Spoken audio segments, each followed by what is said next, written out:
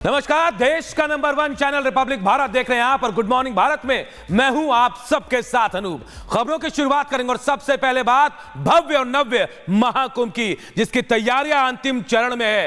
पूरा दूधिया रोशनी से महाकुंभ का परिसर इस वक्त नहलाया हुआ है और इसकी छटा देखते ही बन रही है। तस्वीरें हम आपको दिखा रहे हैं संतों के उमंग की, संग पर सत्संग की ये तस्वीरें, जहां 40 करोड़ से ज्यादा श्रद्धालु पहुंचने वाले हैं। मेले की सुरक्षा में 60,000 जवानों को तैनात किया गया है, लेकिन ये तस्वीरें बयां कर रही है कि कितना विहंगम प्रयागराज का महाकुंभ होने वाला है। ये खास तैयारी हम आपको दिखा रहे हैं क्योंकि बहुत ज्यादा दिन नहीं बचे, कुछ दिनों का इंतजार। उसके बाद आस्था की डुबकी लगाने के लिए देश दुनिया के तमाम सनातनी साधु संत नागा तमाम आस्था की डुबकी लगाने के लिए इस संगम तट पर पहुंचेंगे।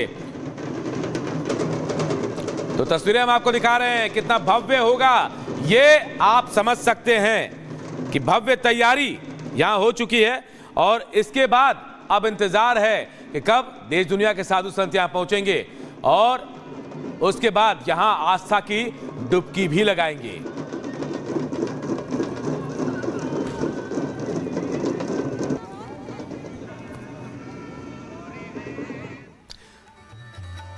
तो आस्था के महाकुंभ में डुबकी लगाने के लिए कई तरह के साधु संत और नागा पहुंच रहे हैं। इनकी खास विशेषता भी है, अलग अलग अंदाज में साधु यहां पहुंच रहे हैं। इनकी विशेषता, इनकी अलग पहचान बनी है। क्या है इन साधुओं की विशेषता, इस रिपोर्ट के जरिए बताते हैं।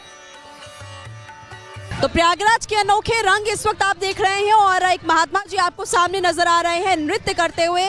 हाथ में त्रिशूल है और आप देख सकते हैं कि यहाँ पर एक अनोखा रूप धारण करते हुए नजर आ रहे हैं। इनसे अब हम बात भी करने वाले हैं महाराज जी से, महात्मा जी से, कि आखिरकार कितने साल से इन्होंने रूप धारण कर रखा है और इन पर हम महाकुंभ को लेकर के भी बात करने वाले हैं।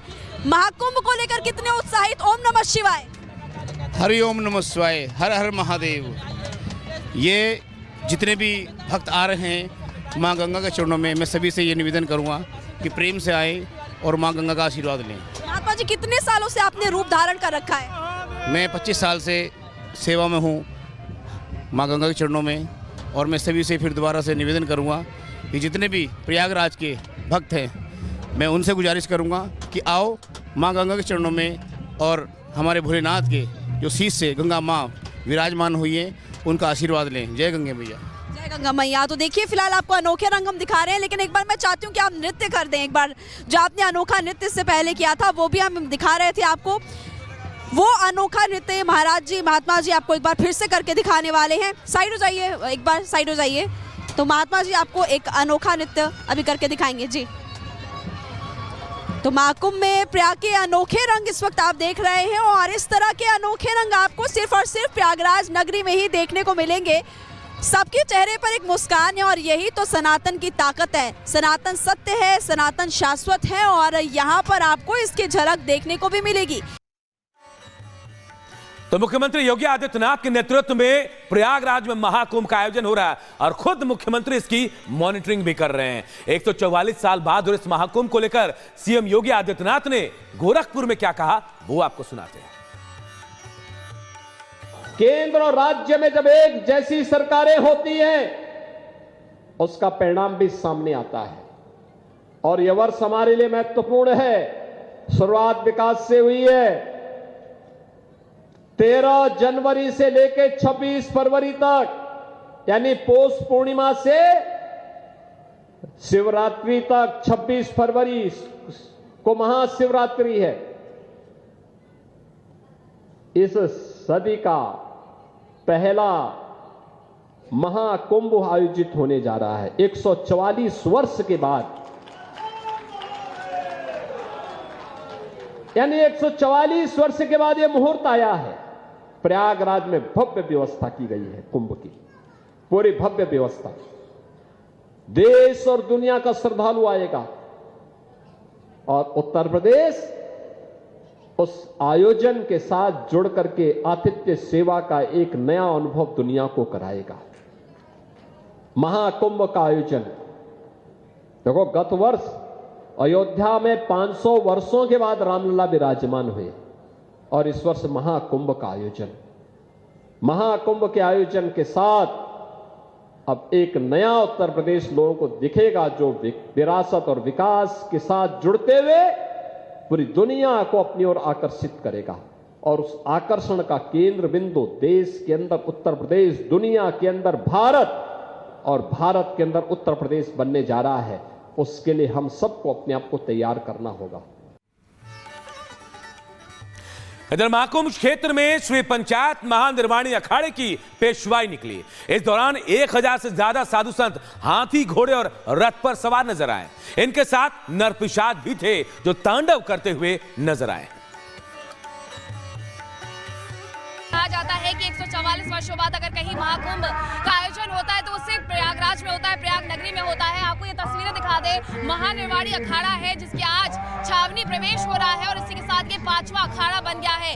साधु संत जहां विराजित है हाथी पर और इसी के साथ घोड़े पर, तो ऊंट की सवारियां भी देखने को मिल रही है। खूबसूरत जो एक वेश है वो साधुओं ने यहाँ पर धारण किया हुआ है और इन्हें देखने के लिए प्रयाग की जो जनता है वो दोनों तरफ उतरी हुई है। पुष्प वर्षा की जा रही है। महानिर्वाणी अखाड़े की पेशवाई में सबसे आगे अखाड़े का ध्वज है और इसी के साथ में नागर सन्यासियों का समूह है।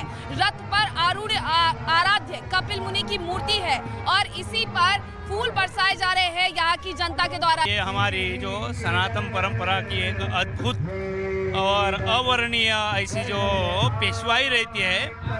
आज जो है हमारा जो महानिर्वाणी अखाड़ा इसका प्रवेश है और इस प्रवेश में संपूर्ण प्रयागराज की जो जनता है बड़ी ही आनंद से, प्रेम से इस महानिर्वाणी अखाड़े के शाही का बड़ा ही सुंदर तरीके से सत्कार कर रहे हैं।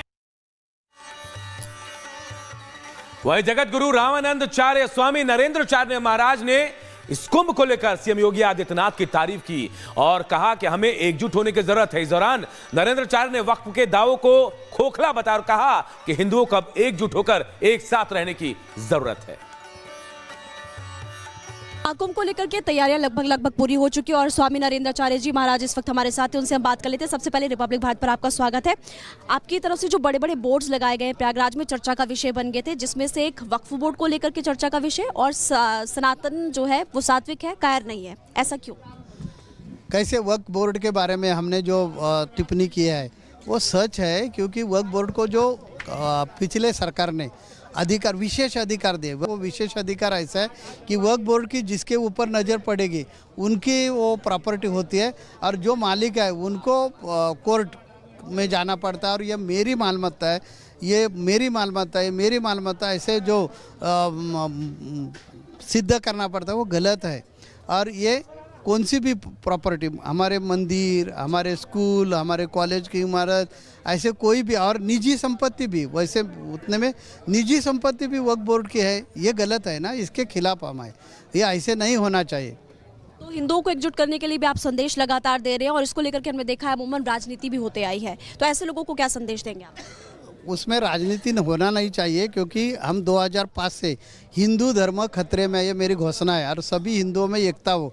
ऐसे 2005 से अनेक कुंभ में, हरिद्वार के कुंभ में दिया घोषणा, ये हमने उज्जैन के कुंभ में दिया, नासिक के कुंभ में दिया, ये प्रयागराज में भी कुंभ में दिया था घोषणा। तो इसमें राजनीति आना नहीं चाहिए, हिंदू लोगों ने संगठित होना चाहिए और अपना धर्म का रक्षण करना चाहिए।